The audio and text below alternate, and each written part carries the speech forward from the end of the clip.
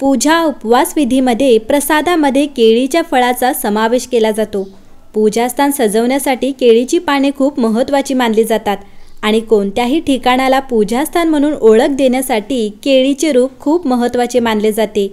केळी हे आरोग्याच्या दृष्टीने एक संपूर्ण आहारातील फळ आहे आणि अध्यात्माच्या दृष्टीनेही अत्यंत पवित्र आणि पूजनीय मानले जाते। श्रीहरी त्याच्या रुंद पानांमध्ये राहतात असे म्हटले जाते आणि त्याच्या मुळांमध्ये महादेव शिवशंकर वास करतात, ज्याला मूळ शंकर असे म्हणतात। मंडळी, केळीला बिया नसतात आणि या झाडाला कांडही नसते।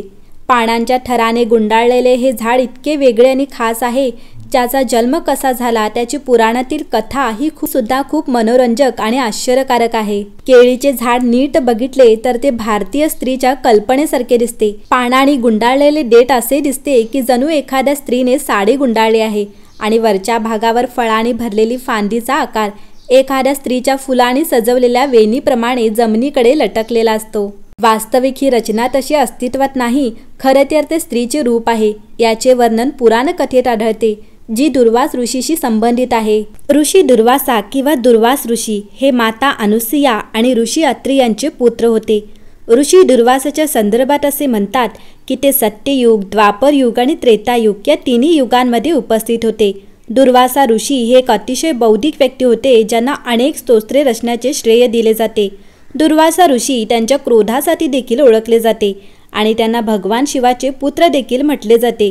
दुर्वासा ऋषींचा जन्म क्रोधातून झाला। दुर्वास ऋषींच्या जन्माची कथा पौराणिक ग्रंथांमध्ये आढळते।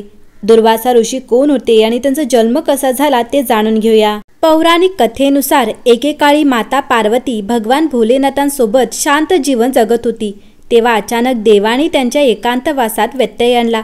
यामुळे भगवान शिव खूप क्रोधित झाले आणि त्यांचा क्रोध शिगेला पोचला। भोलेनाथांचा इतका राग आल्यावर सर्व देव भयभीत झाले।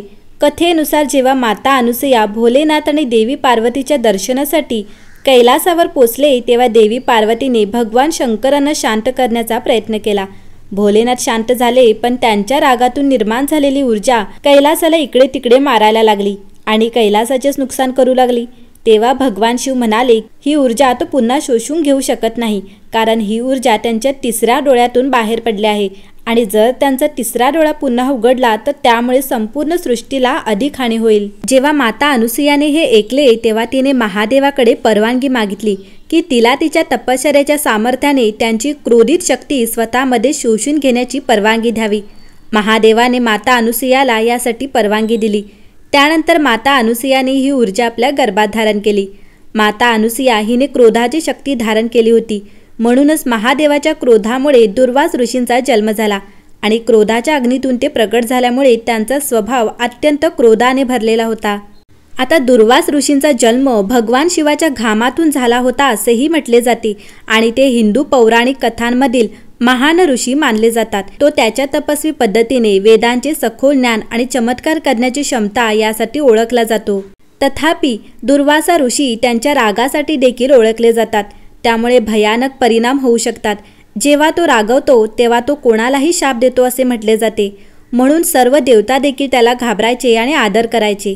पौराणिक ग्रंथानुसार महाभारतात दुर्वास ऋषींच्या मंत्रामुळे कुंतीने सूर्यपुत्र कर्णाला जन्म दिला। त्याचबरोबर रामायण काळात दुर्वासा ऋषींनाही लक्ष्मणाच्या मृत्यूचे कारण मानले जाते। दुर्वास ऋषींचा समावेश असलेल्या सर्वात प्रसिद्ध कथांपैकी एक म्हणजे भगवान विष्णूला समर्पित राजा अंबरीशाशी झालेल्या त्यांच्या भेटीची कथा।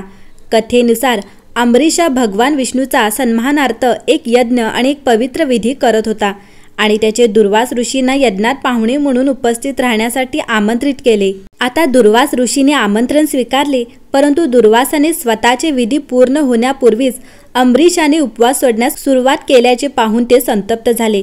रागाच्या भरात ऋषी दुर्वासाने अंबरीशाला शाप दिला, ज्यामुळे भगवान विष्णूने हस्तक्षेप करून राजाला शापापासून वाचवले। राग हे त्यांच्या स्वभावाचे मूळ होते आणि सर्व ज्ञान मिळवूनही ते सोडू शकत नव्हते।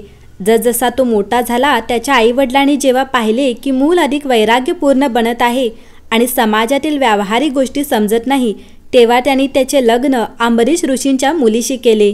अंबरीश ऋषींनी आपल्या मुलीचे अनेक गुण सांगितले आणि दुर्वास ऋषींनी आपल्या पालकांच्या आदेशाचे पालन केले आणि लग्न केले। अंबरीश ऋषींना दुर्वासाच्या क्रोधाची आग माहिती होती, म्हणून ते आपल्या मुलीचे कोणतेही नुकसान होऊ नये म्हणून काळजी करत होते. त्याने दुर्वास ऋषींना विनंती केली की आपल्या पत्नीने काही चूक केली असेल तर क्षमा करा. मग ऋषींनी त्याला वचन दिले की तो आपल्या पत्नीला 100 गुन्ह्यांसाठी क्षमा करेल. घरगुती जीवनात काही गोष्टी चढ उतार होत राहतात. ऋषी दुर्वासाच्या पत्नीचे नाव कंदली होते, जी स्वभावाने खूप मेहनती आणि हुशार होती. तिने प्रत्येक गोष्टीची काळजी घेतली, पण तरीही कधी ना कधी काहीतरी घडत असे. ऋषी दुर्वासांची पत्नी कंदली ही खूप समजदार पण कर्मठ समजली जाते, पण ऋषी त्यांच्यावर कधीच रागावले नाहीत. त्यामुळे कंदली हळूहळू तिच्या स्वभावात हायसे वाटू लागले. पण एके दिवशी कुठून तरी प्रवास करून ऋषी उशीर आले. रात्री जेवल्यानंतर त्यांनी विश्रांती घेतली आणि पत्नीलाही उद्या ब्रह्ममुहूर्तावर उठवण्यास सांगितले. मी स्वतः प्रयत्न करेन, पण थकव्यामुळे ते शक्य होणार नाही. ब्रह्ममुहूर्तामध्ये ऋषीवीरांना आवश्यक विधी करावे लागले. दुसऱ्या दिवशी सकाळी ब्रह्ममुहूर्तावर कंदलीला जाग आली, पण आळशीपणामुळे ना ती स्वतः उठली ना ऋषींना उठवले. सकाळी सूर्योदयानंतर ऋषींनी डोळे उघडले तेव्हा दिवस उजाडला होता. आपला विधी करू न शकल्यामुळे ते कंदलीवर खूप रागावले आणि तिला जाळून राख होण्याचा शाप दिला. ऋषींच्या शापाचा त्वरित परिणाम झाला आणि कंदली राख झाली. या घटनेने ऋषींनाही खूप वाईट वाटले, परंतु शिस्त प्रस्थापित करण्यासाठी त्यांना हे करावे लागले. जेव्हा कंदलीचे वडील ऋषी अंबरीश आले तेव्हा आपल्या मुलीची राख झालेली पाहून त्यांना खूप वाईट वाटले. मग दुर्वास ऋषींनी कंदलीच्या राखेचे झाडात रूपांतर केले आणि वरदान दिले की आतापासून ती प्रत्येक पूजा आणि विधीसाठी वापरली जाईल. अशा प्रकारे केळीच्या झाडाचा जन्म झाला आणि कादली फळ म्हणजे केळीचे फळ प्रत्येक पूजेचा प्रसाद बनले. यामुळेच गुरुवारी केळीच्या झाडाची पूजा केली जाते. ही कथा रागाचे धोके आणि एखाद्याच्या भावनांवर नियंत्रण ठेवण्याचे महत्त्व याबद्दल सावधगिरीची कथा म्हणून पाहिली जाते. भक्तीच्या शक्तीचे आणि त्याच्या भक्तांचा देव देऊ शकणाऱ्या संरक्षणाचे उदाहरण म्हणून याकडे पाहिले जाते. दुर्वास ऋषींच्या कथेतील आणखी एक महत्त्वाचा विषय म्हणजे गुरु आणि त्याचे शिष्य यांच्यातील संबंध. दुर्वासा ऋषींना बऱ्याचदा एक गुरु म्हणून पाहिले जाते, जे महान बुद्धी आणि ज्ञानासाठी सक्षम आहेत, परंतु जे आपल्या शिष्यांकडून खूप आदर आणि भक्तीची मागणी करतात.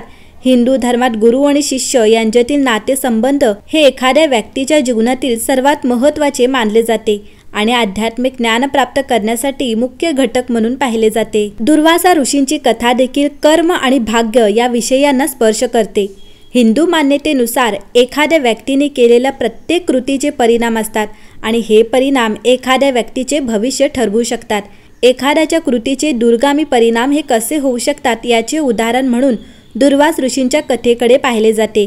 जरी त्या कृती रागाच्या भरात किंवा निराशेने केल्या गेल्या तरीही शेवटी दुर्वास ऋषींची कथा नम्रता आणि आत्मसंयमाच्या महत्त्वाची आठवण करून देणारी म्हणून देखील पाहिली जाते. दुर्वास ऋषींचा स्वभाव आणि चटकन राग आणणारा स्वभाव अहंकार आणि अभिमान विरुद्ध चेतावणी म्हणून काम करतो आणि आदर आणि भक्तीचा त्यांच्या मागण्या इतरांची दयाळूपणे आणि करुणेने वागण्याच्या महत्त्वाची आठवण करून देतो.